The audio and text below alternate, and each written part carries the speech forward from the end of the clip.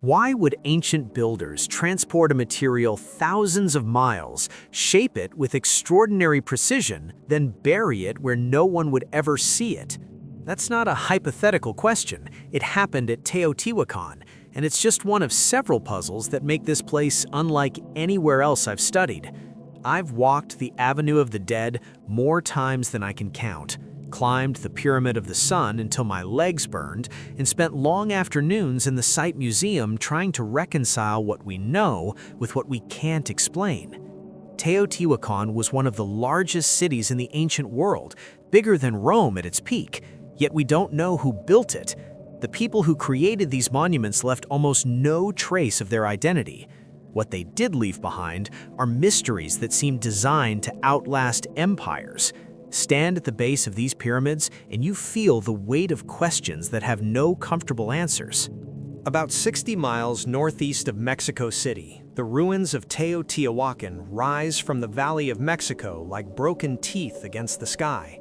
The two main pyramids, the Pyramid of the Sun and the Pyramid of the Moon, anchor a vast complex of temples, residential compounds, and ceremonial platforms. Walking through the site today, you're aware of the scale first. This was a city built for tens of thousands of people, maybe more than 100,000 at its height. The Avenue of the Dead stretches before you, wide enough for processions of hundreds. Beneath the hot sun, with dust coating your shoes and the mountains visible in the distance, you can almost convince yourself you understand this place. Almost. But then you learn what's hidden beneath your feet, and everything shifts. In the early 1900s, archaeologists excavating what they called the Mica Temple, a structure set back from the main avenue, found something that didn't make immediate sense. They were working through layers of floor, cataloging the construction techniques, when they uncovered two enormous sheets of mica, each about 90 feet square, carefully placed atop each other with a layer of sand between them. The sheets had been deliberately positioned, then completely buried under heavy stone flooring. No one walking through the temple in ancient times would have seen them. No worshiper would have known they were there. The mica served no decorative purpose. It wasn't visible. So why go to such extraordinary effort to install it? 2,000 years ago, this valley looked different. The climate was wetter, the lake system more extensive. Pine and oak forests covered the surrounding mountains, and the valley floor supported intensive agriculture. Teotihuacan was already ancient by the time the Aztecs arrived in the region and gave it the name we use today. When this mica was placed, sometime between 150 and 250 CE, based on the structure's construction date, Teotihuacan was approaching its golden age. The city was a hub of trade, religious power, and innovation. People came from hundreds of miles away, bringing goods, ideas, and reverence. The builders had access to obsidian from nearby sources, basalt for their monumental sculptures, and limestone for plaster. They had everything they needed, except mica. Here's the problem. Mica doesn't occur naturally anywhere near Teotihuacan. The closest source is roughly 2,000 miles away in Brazil. Let that sink in for a moment. Someone organized an expedition, or more likely a series of trading expeditions, to acquire this material from a source so distant that the journey would have taken months, perhaps years. They transported these massive, fragile sheets across mountains, rivers, and forests without breaking them. They brought them to Teotihuacan, shaped them with precision, layered them carefully, and then buried them completely. The effort involved would have been staggering, and we have no idea why. Mica has some interesting properties. It's an excellent insulator, both for heat and electricity. It can withstand extreme temperatures without degrading. In modern times, we use it in electronics, in industrial furnaces, in applications where its unique characteristics matter. But we're talking about ancient Mesoamerica. There's no evidence they were generating electricity. There's no indication they needed heat shielding in a buried chamber. The conventional explanation, that it held some ceremonial or symbolic value, feels insufficient. If it was ceremonial, why hide it? Ceremony implies witnesses, ritual, shared meaning. This mica was placed where no one would see it, touch it, or know it existed. Laboratory analysis of the mica confirmed it's a muscovite variety, consistent with Brazilian sources. Researchers have examined the sheet's orientation, their positioning relative to the temple's other features, and the construction sequence. Everything suggests intentionality. This wasn't decorative material that got buried by accident during later construction. The mica was placed first, then deliberately covered. Some researchers have suggested it might have been intended to create a specific resonance or acoustic effect, though that's speculative and hard to test given the structure's current state. Others wonder if there's a connection to water. Mica is waterproof, and there are channels and drainage systems throughout Teotihuacan that show sophisticated hydraulic knowledge. The scholarly debate continues, but consensus remains elusive. Some archaeologists lean toward a religious explanation we simply don't understand yet.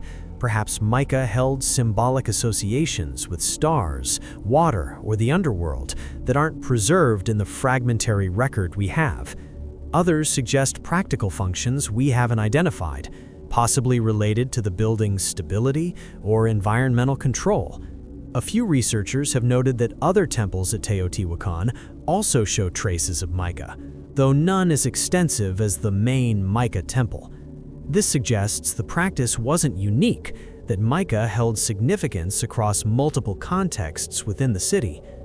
The descendants of the people who might have built Teotihuacan, this is complicated because we don't know for certain who they were, don't have oral traditions that clearly explain the mica.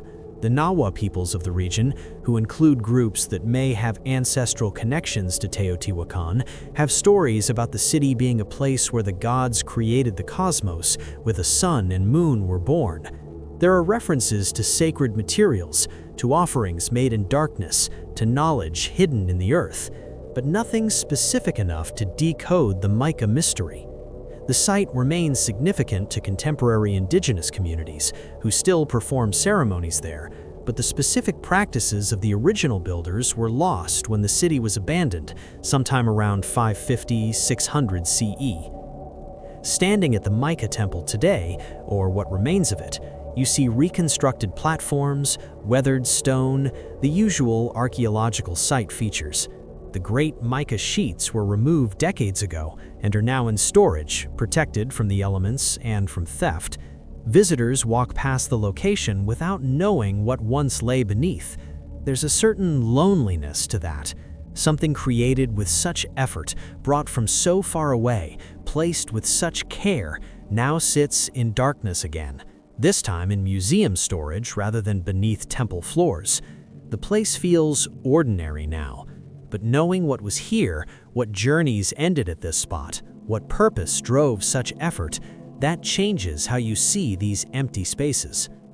What strikes me most about this mystery is the gap between effort and explanation. If I told you ancient people valued gold enough to transport it thousands of miles, you'd nod. Gold is universally precious.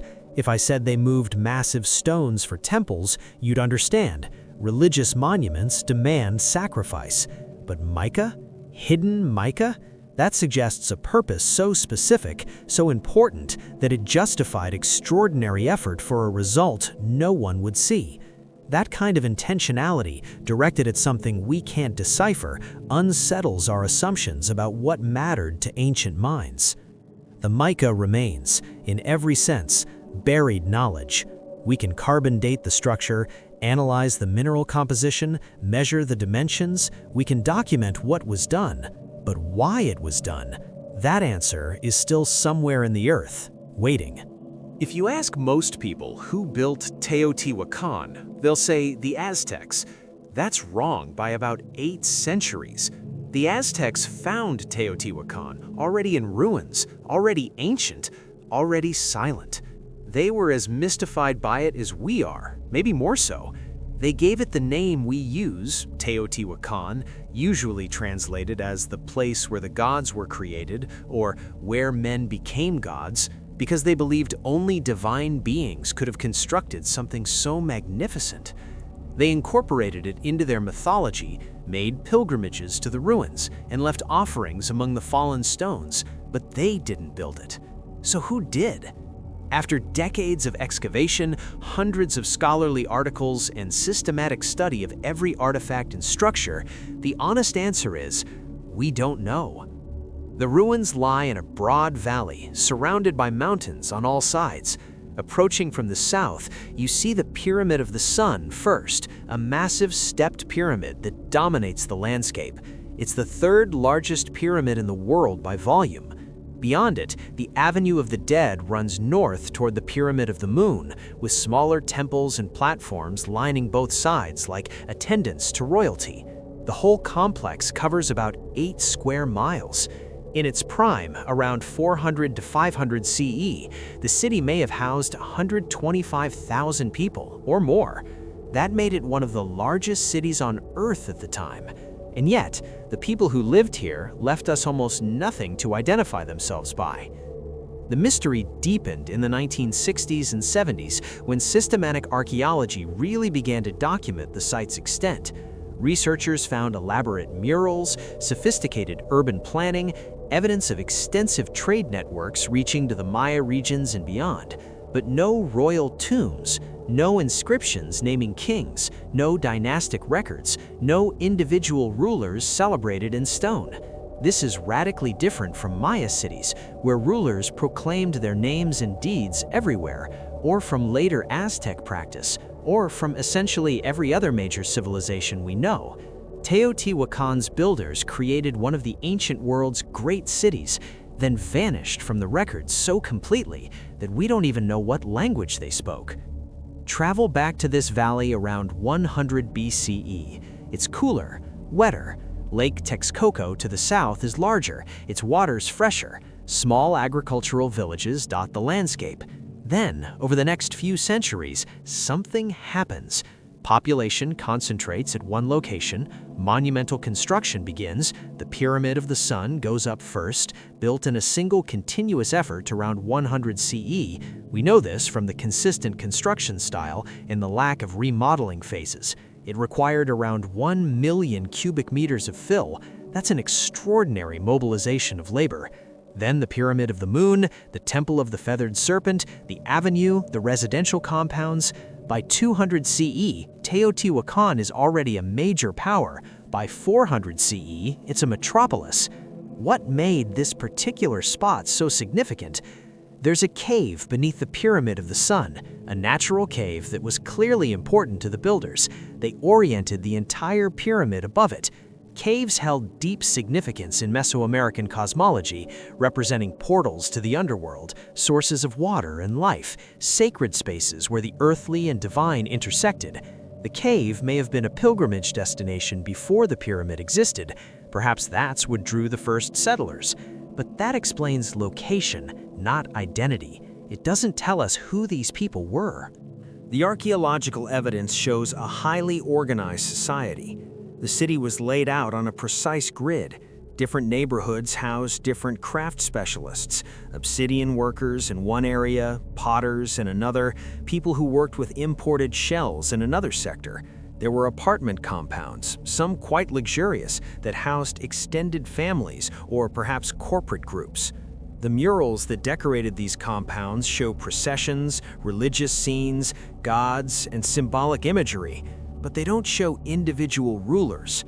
Power at Teotihuacan seems to have been somehow corporate or collective rather than centered on a single king. That's unusual, and it makes the city harder to understand through the lens we usually apply to ancient states. Here's what's particularly puzzling. We have extensive evidence of Teotihuacan's influence spreading across Mesoamerica. At the Maya city of Tikal in Guatemala, inscriptions record that in 378 CE, warriors from Teotihuacan arrived and installed a new dynasty. We have artifacts in Teotihuacan style found hundreds of miles away. We have evidence of a trade network that brought shells from both coasts, cacao from the south, obsidian from multiple sources. This was a city with reach, with power, with cultural influence. Yet at home, in their own city, the builders left no texts explaining themselves. Dating methods tell us the city's timeline. Radiocarbon dating, stratigraphy, ceramic chronologies, All these techniques give us a sequence. We know when different structures were built, when the city reached its peak, when it declined. We know it was largely abandoned by 550 to 600 CE, though people continued to live in the area in smaller numbers. We know there's evidence of fire and destruction in the ceremonial core around the time of abandonment, suggesting violence or deliberate burning. But we don't know who ordered that burning, or why, or where the inhabitants went. Several theories compete in the scholarly literature. One proposes that the builders were ancestors of the Nahua peoples, who later included the Aztecs and still live in the region today. Linguistic analysis suggests Nahua languages were spoken in the area during Teotihuacan's height. Another theory points to the Totonac people from the Gulf Coast, though the evidence is thinner. Some researchers suggest Teotihuacan was a multi-ethnic city that drew people from many groups, creating a cosmopolitan culture that transcended any single identity. That would explain the apparent lack of ethnic markers. If everyone was Teotihuacano, maybe that's the only identity that mattered. The Nahua people who live in the region today do maintain connections to the site. It appears in their oral traditions as a sacred place, a place of creation and transformation. Some communities still make pilgrimages to the ruins for ceremonies tied to the solar calendar. They gather at the Pyramid of the Sun during the spring equinox, believing the pyramid holds special power on that day. These practices may or may not reflect continuity with ancient rituals. It's impossible to be certain, but they demonstrate that Teotihuacan remains a living part of indigenous cultural geography, not just an archaeological abstraction. Visiting the site now means walking through questions. You climb the Pyramid of the Sun, 248 steps if you count them, and at the top you can see the entire valley. The Avenue of the Dead stretches below you. The Pyramid of the Moon stands to the north, framing the sacred mountain Cerro Gordo beyond it. The whole layout is a cosmogram, a map of sacred space. Standing up there, wind pulling at your clothes, you think, someone planned this. Someone organized thousands of workers. Someone made decisions about angles and orientations and symbolism. But that someone has no name, no face, no voice that echoes down to us. My own feeling is that the anonymity might have been intentional. Most ancient rulers couldn't resist proclaiming their greatness. Teotihuacan's builders could have carved their names everywhere, but they didn't. Maybe the city itself was meant to be the monument, not any individual. Maybe their political or religious philosophy emphasized collective identity over personal glory. Or maybe, and this is harder for us to imagine, they simply didn't think the way we do about legacy and memory. Perhaps they never imagined people 2,000 years later would want to know their names. They built for their gods, their community, their moment. The future's curiosity wasn't their concern. The mystery of Teotihuacan's builders isn't just about missing information. It's about encountering a great civilization that operated by rules we don't fully grasp, and that absence of understanding humbles us, which might be exactly what we need when confronting the ancient world. In 2003, archaeologist Sergio Gomez was investigating a sinkhole that had opened in the ground in front of the Temple of the Feathered Serpent, one of Teotihuacan's most important structures. Sinkholes can be dangerous, but they also reveal what's hidden. What Gomez found was a tunnel entrance, deliberately sealed with massive stones nearly 2,000 years ago. It took years to excavate safely, slowly removing fill that had been intentionally placed to block the passage. In 2015, Gomez's team finally reached the tunnel's end, 3 chambers deep beneath the pyramid. Inside those chambers, among the offerings and artifacts, they found pools of liquid mercury. Not traces, not small amounts, pools of it, enough that when illuminated, they reflected light like water. The discovery made international news, and for good reason. It raised a question that still doesn't have a satisfying answer. Why would ancient Mesoamericans go to such effort to obtain and deposit a toxic, difficult-to-produce metal in chambers no one was meant to enter? The Temple of the Feathered Serpent sits on the eastern side of the Great Plaza called the Ciudala, the Citadel. It's a stunning structure, its facades originally covered with carved serpent heads and other symbolic figures. Approaching it today, even in its partially ruined state, you feel the intentional grandeur. This was a building meant to inspire awe, perhaps fear. The pyramid has a dark history. Beneath its foundations, archaeologists found the remains of more than 200 sacrificial victims buried during the temple's construction. This was a place of power, of life and death decisions, of access to forces beyond the everyday. The tunnel extends from in front of the pyramid, running east, then descending toward chambers directly beneath the structure's heart. Picture the landscape when this tunnel was dug and sealed, around 200–250 CE. Teotihuacan is at its height, the city is thriving, its pyramids already dominating the skyline. Work crews excavate deep into the earth, following a plan that must have been precisely specified.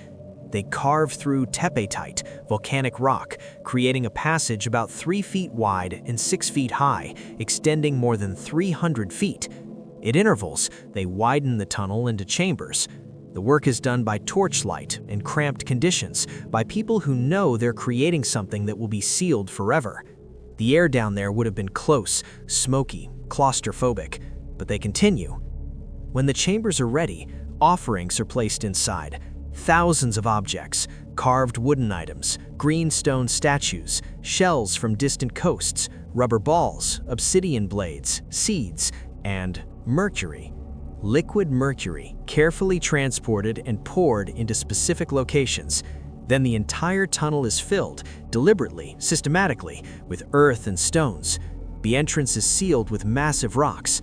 The people who did this work knew no one was meant to return. This wasn't a tomb meant to be reopened for additional burials. It was a permanent closure, a gift or offering placed beyond retrieval. Mercury doesn't occur naturally in liquid form in any quantity near Teotihuacan. Creating liquid mercury requires mining cinnabar, mercury sulfide ore, then heating it to high temperatures in a controlled process to release the mercury vapor, which is then condensed back to liquid form. This is sophisticated metallurgy. It's also dangerous. Mercury vapor is toxic. Cinnabar itself is toxic. The people who processed it would have suffered health effects. Yet someone organized this production, created the mercury, transported it to the tunnel, and deposited it in darkness. The scientific analysis of the mercury confirmed its purity and its presence in significant quantities. We're talking kilograms of it.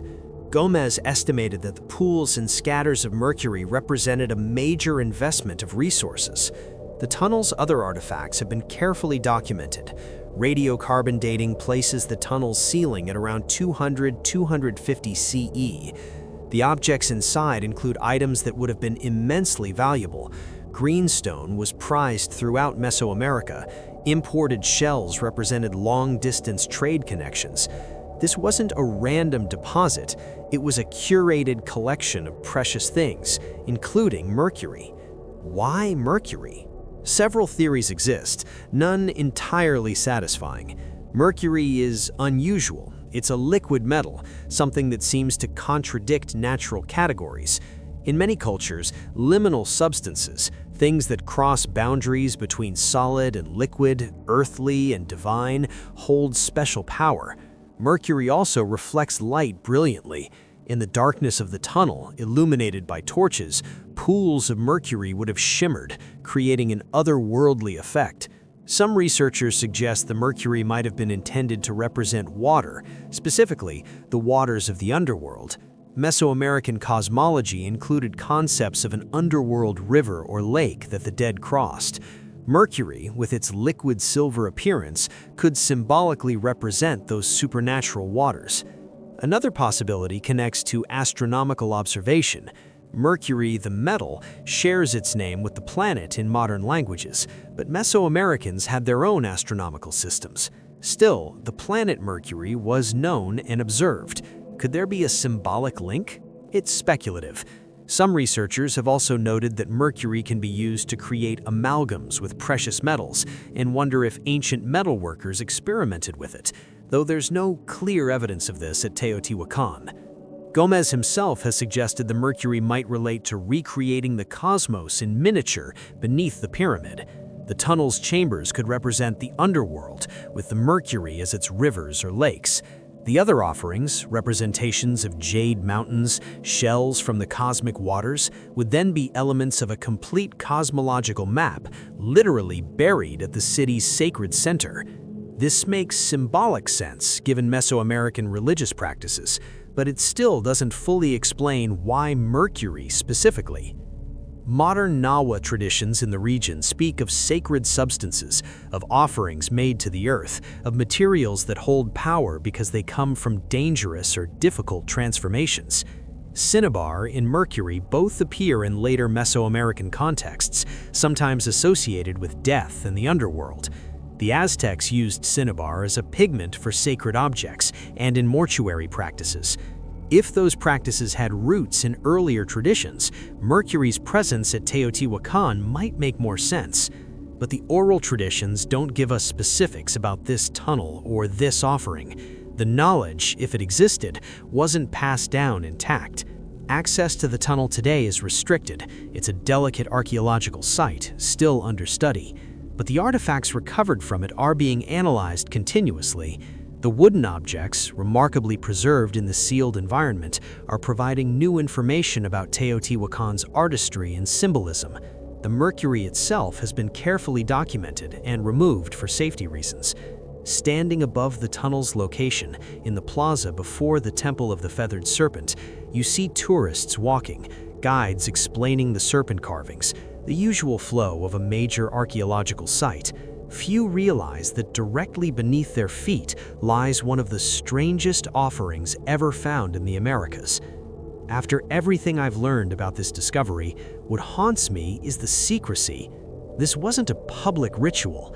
No one was meant to witness what was placed in those chambers. The mercury shimmer, the careful arrangement of precious objects, the symbolic cosmology, all of it was performed for an audience of gods or the earth or the dead, but not for human eyes. That suggests a religious conviction so strong that the act itself mattered more than the recognition. We build monuments to be seen, they build sacred space to be hidden. That's a fundamentally different relationship with the divine and with power. The mercury remains, even in its removal, a threshold substance between explanation and mystery, between what we can document and what we can understand. Some questions shine brightly when light hits them. Others, like mercury in darkness, stay liquid and elusive. Stand at the base of the Pyramid of the Sun and look up. The structure is massive, but it's not chaotic. Every dimension seems intentional. The pyramid rises in stages, its sides oriented to the cardinal directions with remarkable precision. Well, almost. The entire complex of Teotihuacan is rotated exactly 15.5 degrees east of true north. That's not an accident, that's a choice made consistently across the entire city. The Avenue of the Dead, the pyramids, the major temples all follow this same orientation. Why? Because Teotihuacan's builders weren't just constructing a city, they were building a representation of cosmic order, encoding astronomical observations and mathematical relationships into stone and space. The precision involved reveals a sophisticated understanding of mathematics and astronomy that rivals anything happening elsewhere in the world at the time. But it also raises questions we're still trying to answer. The location itself provides clues. The Pyramid of the Sun is built over a natural cave that extends about 300 feet toward the center of the pyramid's base. In Mesoamerican thought, caves were sacred, entrances to the underworld, sources of rain and fertility, places where creation happened. This particular cave seems to have been modified and ritualized long before the pyramid existed. But here's the interesting part. On the day when the sun passes directly overhead at noon, something that happens twice a year at this latitude, the sun's position aligns with the pyramid's orientation. The 15.5-degree offset isn't random, it's precisely calculated to mark specific solar events. Think about the valley in ancient times, around the 1st century CE, when the major pyramids were being planned. The valley floor is roughly 7,500 feet above sea level. The air is thin, the sky impossibly clear on most days. If you're watching the sun and stars, you have excellent viewing conditions. You have centuries of accumulated observations from earlier Mesoamerican cultures. You have a mandate, religious, political, or both, to create a city that embodies cosmic principles. So, you watch, you measure, you calculate. The Pyramid of the Sun itself encodes mathematical relationships. Its base is approximately 738 feet per side. That's in modern measurements, and there's some variation due to reconstruction.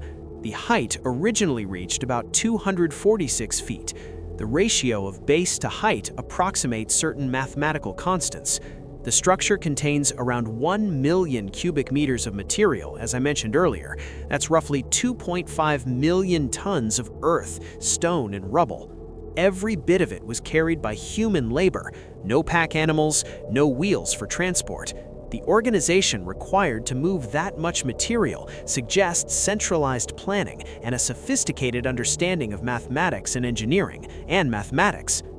The Pyramid of the Moon, at the northern end of the Avenue of the Dead, was built later, in several stages between 200 and 450 CE. Its base is smaller than the Sun Pyramid, but its summit is at almost the exact same elevation because it's built on higher ground. From the plaza in front of the Moon Pyramid, looking south along the Avenue of the Dead, the Sun Pyramid and Moon Pyramid appear to be the same height. That's intentional design, creating visual harmony that requires precise measurement and calculation. Then there are the distances. The distance from the Pyramid of the Sun to the Pyramid of the Moon, measured along the Avenue of the Dead, relates to the distance from the Sun Pyramid to other major structures in ways that suggest a planned proportional system. Researchers have proposed that Teotihuacan used a standard unit of measurement, something around 83 centimeters, often called the Teotihuacan Measurement Unit, or TMU. If you measure major features of the site using this unit, you find whole numbers in simple ratios appearing again and again. This suggests the city was laid out using a coherent mathematical system. Some researchers have gone further, suggesting that the layout encodes astronomical distances or cycles. The most controversial proposals involve the spacing between temples allegedly representing planetary orbits or distances in the solar system.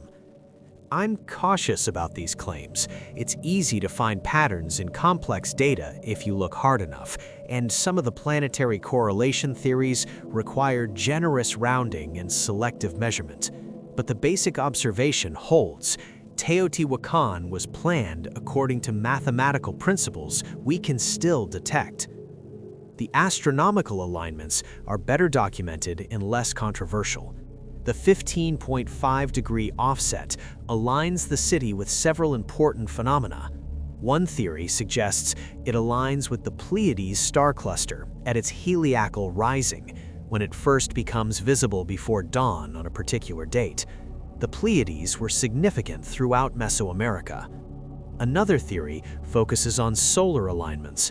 On August 12th, in the modern calendar, the sun sets directly in front of the Pyramid of the Sun when viewed from certain positions, and on April 29th, exactly 260 days later, matching the sacred Mesoamerican calendar cycle, the sun's position creates another alignment.